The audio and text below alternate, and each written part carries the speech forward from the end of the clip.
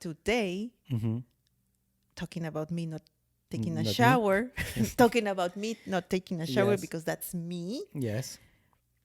So I am going to talk about how I slowly Yes.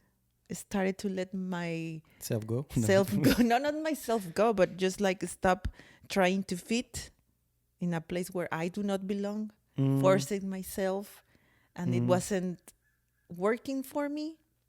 And I think that's why you and I became very good friends, because at some extent we shared the same kind of view of not trying to fit in a place. Yeah.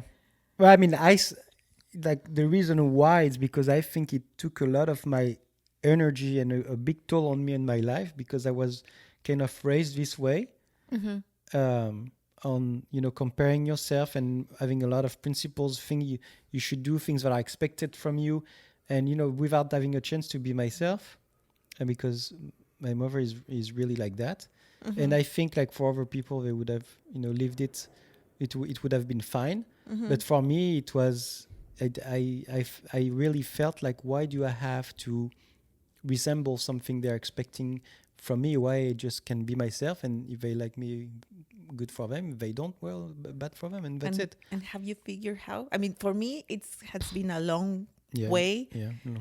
Even before I got divorced, even before I was pregnant, and it was a constant fight of what I wanted to be, and the place where I was living, because in my hometown, which is horrible, if you already listened to the previous episodes, you know that I don't like, because they are very square-minded, very conservative, very judgmental. So I was fighting to that until I realized that, okay, it was in my 20-ish years, when I was 20 something, that I was like, no, I don't want to fit in their standards. Yeah. So you were 20 years old when you... Yeah, I mean, of course, it's not the same as I was. Well, I am right after a long path of rebellious behaviors, I think. yeah. But so for me, this topic, I don't want to say topic because it makes it feel cold. Yeah. So I want to say that this conversation that I'm going to have with you guys and my best friend is about the journey that I have had for the last years, about how I can be more myself. And I think I have done it. I have succeeded at some extent, and working in my good and my bad habits. And and you asked me yesterday, how do you, first you have to know who you are, to define yourself, to be yourself. If you don't know who you are, like, well, that's I always admired people that say that they found themselves at 10 years old, or at 8. At 8 they knew exactly who they were, and they followed their path. Like for me, I'm still like wondering. Well, like for me, I'm not an expert, of course. I have no PhD. I'm just talking about life experience. And one of the main things is to know exactly like the characteristics that makes you who you are. Yeah. So one of the characteristics that I know that I have, the good ones and the bad ones. The first one, the good one that I think I have, you will say no, Fiona. What? If I am correct or no. Like, I think I'm funny. Oh, one of your characteristics? Yeah. One of my I think I'm funny, but at the same time, I take my jokes to the next level. So sometimes, most of the times, I am very offensive to others. You sound like maybe... Like you?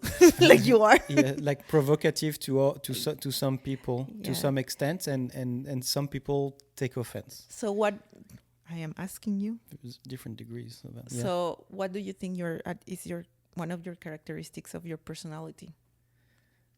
Okay, so that's funny that you give this example, because I always like kind of the humor part of taking it to the next level and being provocative. Like that's something that I was really doing early on, and I think it was not only to push my limits, to see or try to test other people. I was being very provocative, and it in a way it was testing. But really what it was my lack of confidence. And instead of showing myself for who I was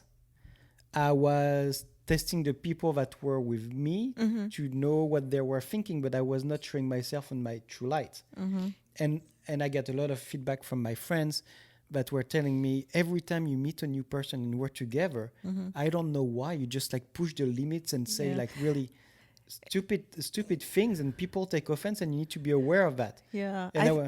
And I think that's, I told you that many years ago, like we became very good friends. So that's when I realized that he had the potential to belong to my very close friend circle, because we were in this reunion, family reunion, and I told a very like offensive joke, and the only one that laughed was he. And I was like, okay, please. And at the moment I was like, probably he laughed because he wanted to be polite, because everyone was like, no, I was laughing really hard. Like, I know. But then it's really like, okay, funny. that's when you realize that, okay, okay, probably, yes, I need to find the boundaries. But that's when that's when I realized that you have potential. But that's there are what some people that can understand those offensive. So